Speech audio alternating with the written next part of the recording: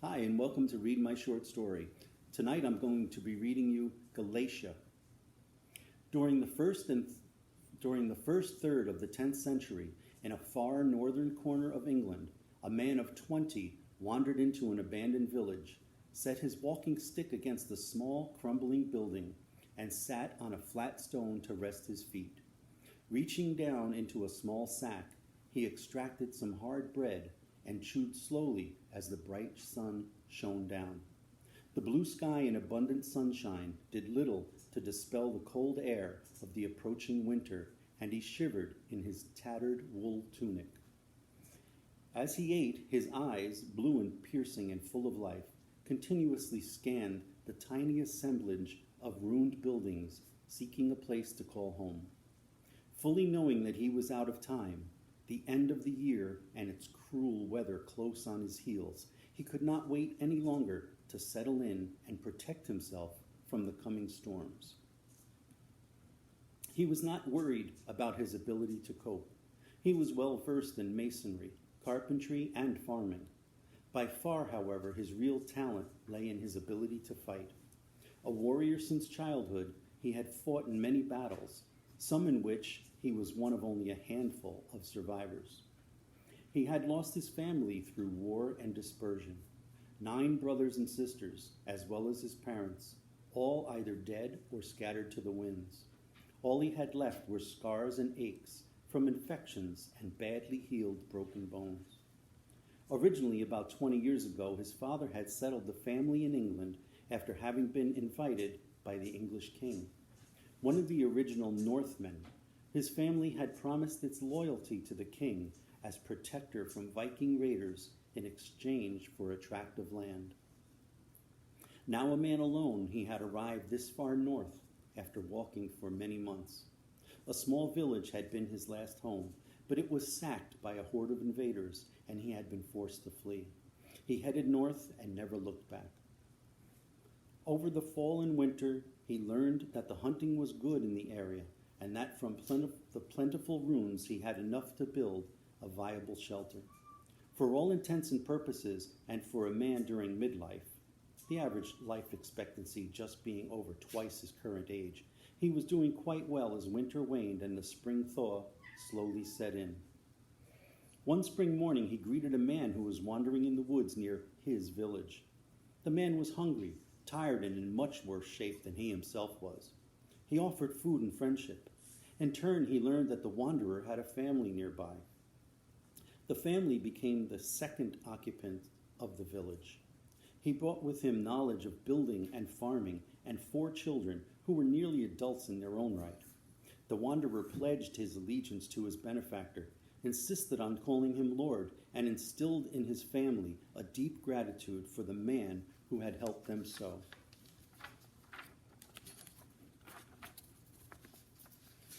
With 2 men to work and the help of the children, the spring and summer passed with much building, repairing, planting, and salting of meats. During this time, the wanderer let it be known that to the west there were other families struggling to get along, amongst them a brother and his family. They were quickly invited to join the village. A young son was dispatched to bring them. They, their belongings, and their domesticated animals became the 3rd inhabitants of the village. The brother brought along his extensive experience in fighting, and his sons their knowledge of ironwork. Over time, the village grew in size. Buildings were built or repaired. Footpaths were laid. Other families, single wanderers, and warriors entered and stayed. All pledged their allegiance to their new lord, who graciously welcomed them. Each person brought with them not only weapons, but goods, animals, and most importantly, knowledge and experience. These newcomers found a village and inhabitants that were kind, understanding, hardworking, and peaceful.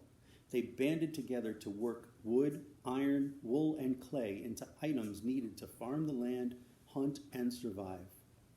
Word soon spread as travelers came and went through the village. People started arriving from far and wide to live in the burgeoning calm peace. The village lord soon realized that he could not take everyone in, but knowing that these people were outcasts, loners, or families forced to flee their original homes, he wanted to do all he could to accommodate them. Knowing that if there were any survivors from his family, they could be in the same situation somewhere far away, he wanted to treat these people as he hoped someone would treat them. But that was his morality speaking. In actuality, everyone who entered had to bring something with them that could be used for the good of the village as a whole.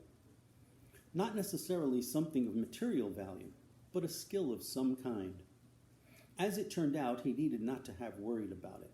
Indeed, everyone did have some type of skill, be it as a warrior, horseman, farmer, ironworker, carpenter, cooper, brewer, miller, teacher, or one of a number of different trades that are what makes a people and a village. These men banded into small merchant guilds that traded and sold excess items and food to other villages. The lord of the village did not impose a tax on the sale of goods from his village, but the guilds paid them anyway, offering them in their loyalty as a cost of living free. The lord and the wanderer were quietly sharing a meal, the wanderer becoming, through a natural process, the lord's confidant, advisor, and bailiff, where they were approached by a handful of new men, mostly elderly, who had recently heard of the village and its peaceful reputation and had made their way through the most difficult of circumstances. All were maimed in some way, which was explained during the course of a lengthy discussion over the Lord's offered meal of ale, hard wheat bread and cheese, as battle wounds or retribution inflicted upon them by the barbarians who had waged war on their original homes. In the course of the discussion, it was also revealed that people who had heard of and were longing to or trying to settle there were beginning to call the village Galatia due to its northern location and its icy winters. One man from this new group, the most elderly, was a barber surgeon who brought with him only one good eye, but also an apparently dedicated apprentice. He was, however, well schooled in the teachings of Aristotle and Hippocrates and would be an asset to the village. A pair of men were without eyes at all, having had them taken out in an act of vengeance by a warrior who had lost a brother in a bitter battle. These men pleaded with the Lord and his bailiff to allow them to live out the remainder of their lives in Galatia, talking over each other before the Lord could explain that they need not beg. They were all welcome if they could contribute at least a little to the health and welfare of the village. The men explained that they could indeed contribute as night watchmen. After the laughter died down, the two men laid out their reasoning. They were used to the dark. In the years of being sightless, their hearing had improved to the point where one boasted, "I could hear a man snap a twig in the forest 2 villages over." They noted that a village, fire lit at night, gave light that only provided to pinpoint its location to potential enemies and gave those enemies cover in the shadows. To combat that, lookouts with exceptional hearing would keep watch in the dark while the villagers slept.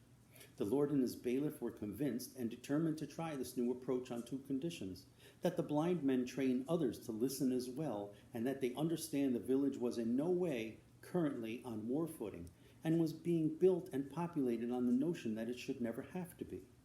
The Lord instilled an understanding that Galatia would establish itself as a place where peace through power would reign supreme, and that its warriors, although mighty and capable, would be used for training others and for the general health of the village. Amongst the other men from this group were an apothecary, a brewer, and a priest. The Lord was delighted by the prospect of his village now including a priest. The people were deeply religious and needed someone to establish a church and school. He was also pleased that the priest was another, making 3 total, himself and the bailiff being the others, who could read and write. And thus began the promise and hope of the kingdom of Galatia. Galatia grew until it could grow no more. It became a thriving, full, functioning village in all aspects. Strong and peaceful was life there. It contained over 1,000 infantry, 200 cavalry, 20 scouts, 50 special forces, 400 skilled laborers, and a few thousand civilians and families. On one particularly hot summer afternoon, word reached Galatia's lord that barbarians had entered a neighboring village where many of Galatia's inhabitants still had family and friends. It was a small force, but they were brutal to the inhabitants. Many pleaded with the Lord to help, but he did not want to be involved. Galatia was functioning well, and did not need to embroil itself in others' troubles.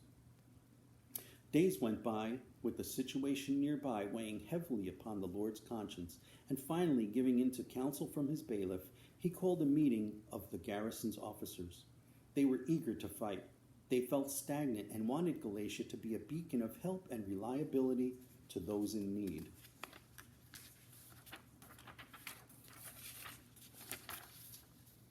Galatia's Lord consented.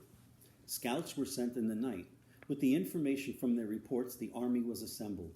Galatia's Lord insisted that he fight alongside them, overruling the protests of his advisors. Dawn broke and Galatia's army moved. Resistance from the barbarians was light when the Galatian army arrived. The barbarians proved to be brutal to unarmed civilians, but unworthy in battle with practiced warriors. Dispatching the barbarians to a man with only a handful of losses, the Galatians were welcomed warmly and as heroes by the battered villagers. Galatia's Lord was besieged with requests for the men to stay, and after conferring with his officers, a group of volunteers were left behind as protection. Their families joined them over time. Upon the army's return to Galatia, news quickly spread throughout the populace that the neighboring village was safe due to the benevolence of the Lord and his warriors. He and his men were revered, and their act of kindness became legend. With the neighboring village occupied by some of Galatia's forces, people and the merchant guilds and their goods began moving freely between the two villages at will. Trade increased. The people who arrived at Galatia for refuge and sanctuary were sent to the new village due to Galatia being at its maximum capacity. Word spread throughout the nearby countryside of the two peaceful villages, both being referred to under the all-encompassing name of Galatia. The main village sent supplies for buildings such as wood and clay, as well as iron and food items to its new partner village. Doing so guaranteed the loyalty to the Lord of the new inhabitants. His generosity and selflessness became legend amongst the people. In the Lord of Galatia's 26th year, a third village was added without bloodshed. It had been abandoned, and when the second village became full, new people seeking peace began to settle there. The Lord sent a troop of 30 warrior volunteers and their families to establish a force in this new city, while increasing the protection in his second village by bringing his forces up to a regiment of 500. The kingdom of Galatia, as it was now being referred to, swelled in population. The three cities soon filled, and the army grew to nearly 4,000 warriors. Over 1,000 skilled laborers and artisans now resided within Galatian walls. Artistry flourished alongside the warriors and builders. The three villages of the kingdom of Galatia traded, sold, and shared with each other all manner of goods and services. The population of the kingdom intermixed, intermarried, and flowed. By his 30th birthday, the kingdom of Galatia had grown to 12 villages. All were staffed with an ever-growing proportion of the Galatian army. The entire northern half of England became aware of the peace and prosperity of this kingdom tucked away in the cold north. Barbarians challenged the army now and then, only to be resoundingly defeated by the power of the well-trained, well-fed, and loyal warriors.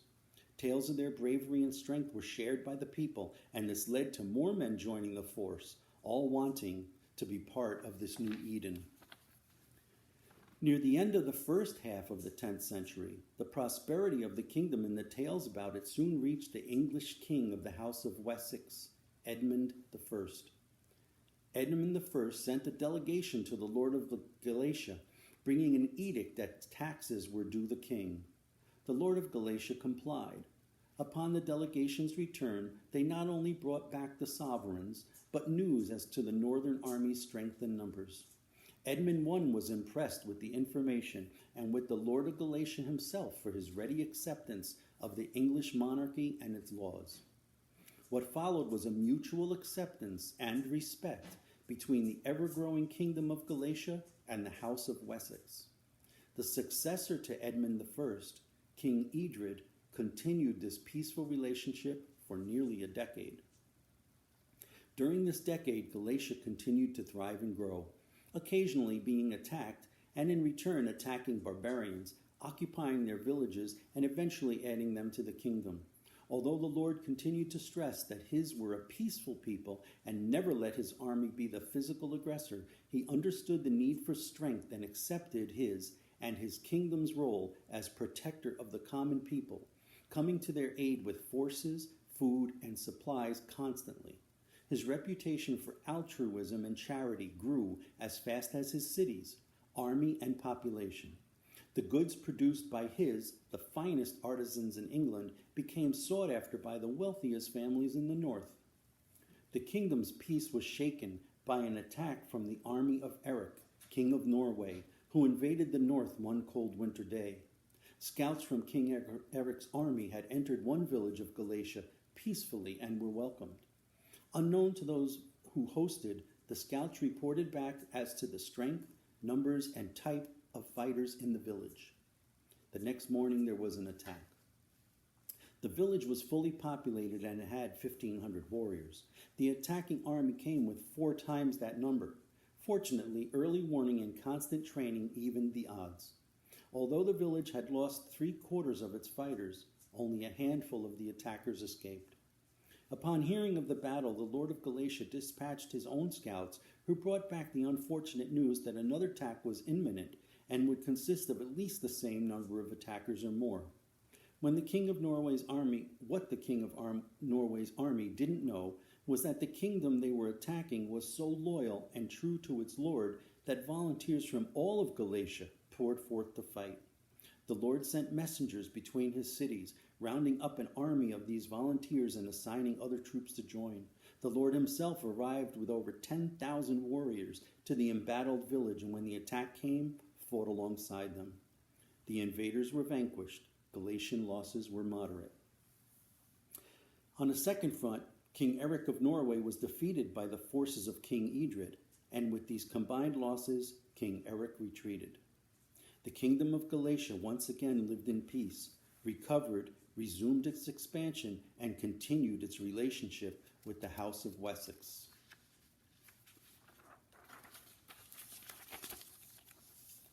During this peaceful time, the Lord of Galatia married, and the wedding was attended by thousands. It lasted for days.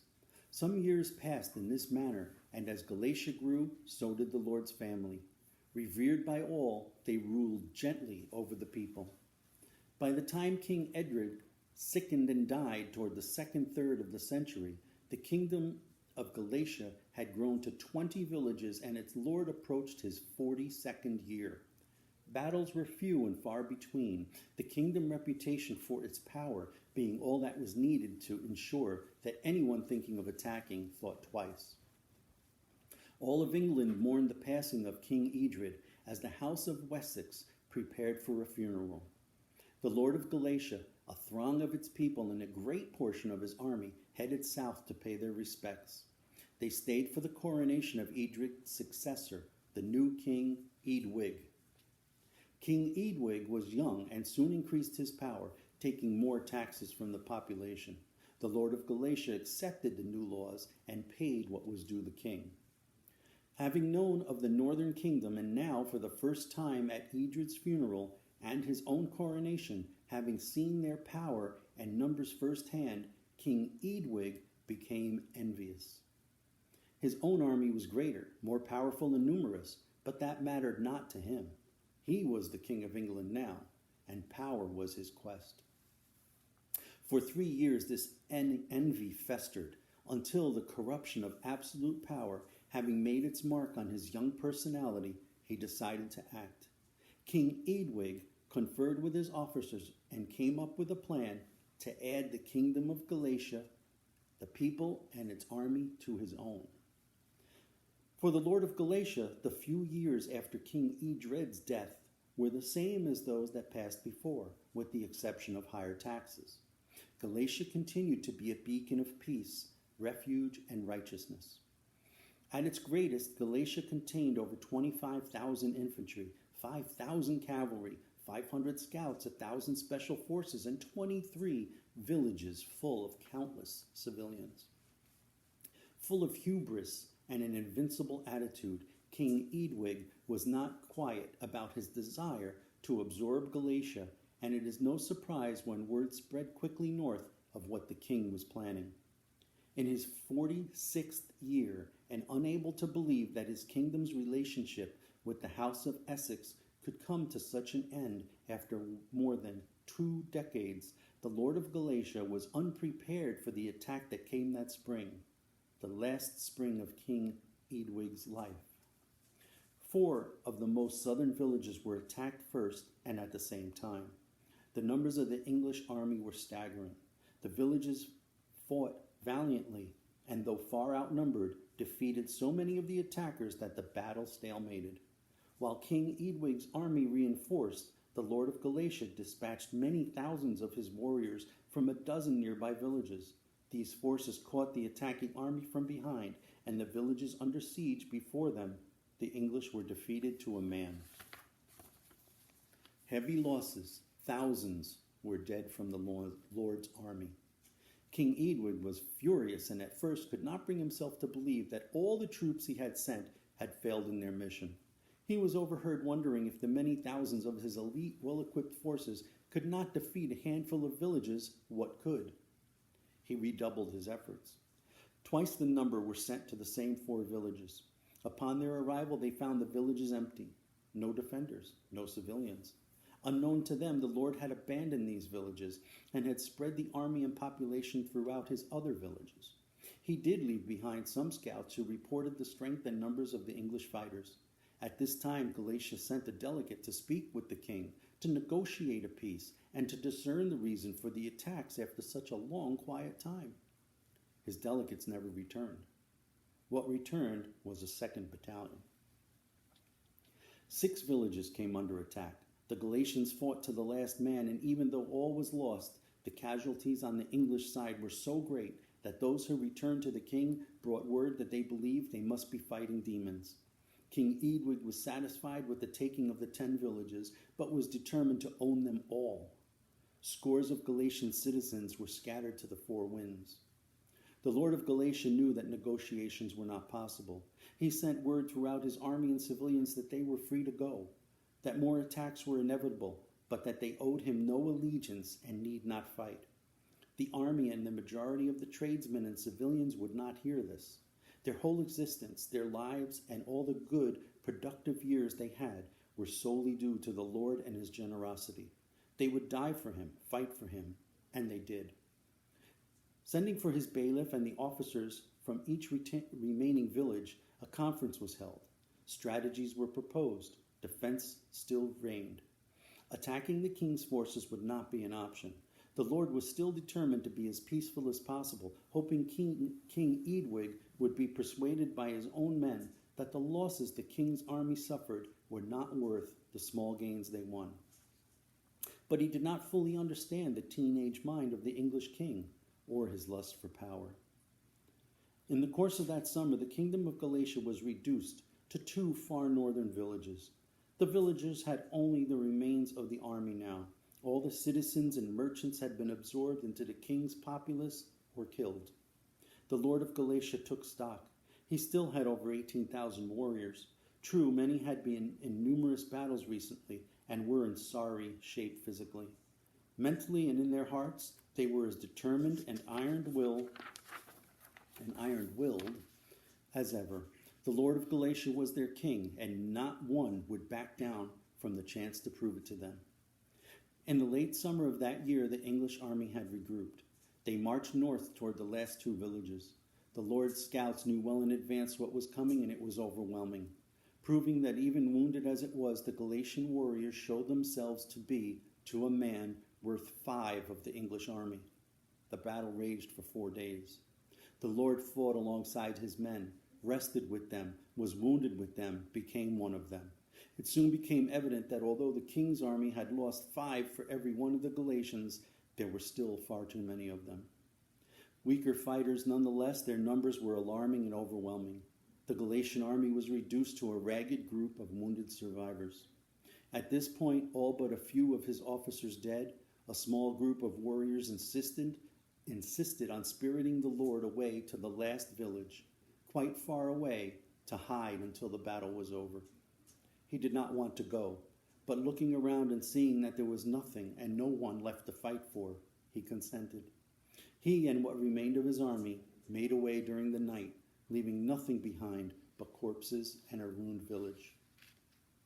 The battle had been so bloody and costly for both sides that the English army needed days to regroup, recover, and reinforce.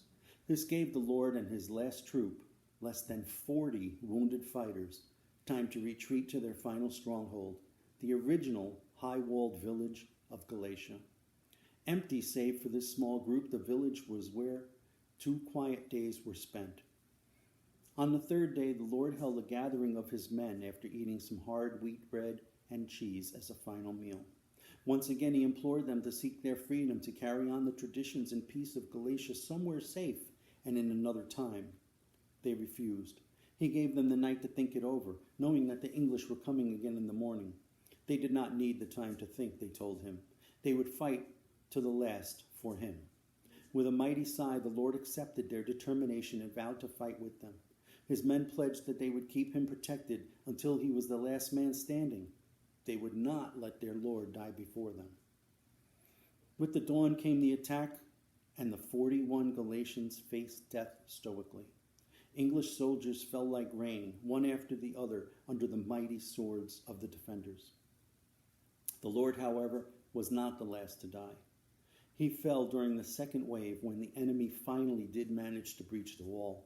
3 of his most loyal of all loyal warriors, as well as his beloved bailiff, fell with him as they tried valiantly to keep him safe.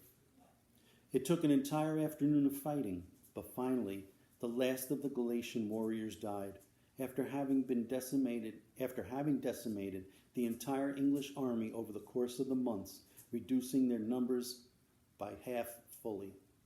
The cost to England of absorbing the village would start a rumble of rebellion, which, with many other factors of dissatisfaction with the king, would ultimately result in his assassination in the winter of that year. Thus ended the short 4-year reign of King Edwig, and thus ended the promise and hope of the kingdom of Galatia. Thank you for listening. I hope you enjoyed it. Please leave your comments and share and subscribe, and come back for more. Thank you.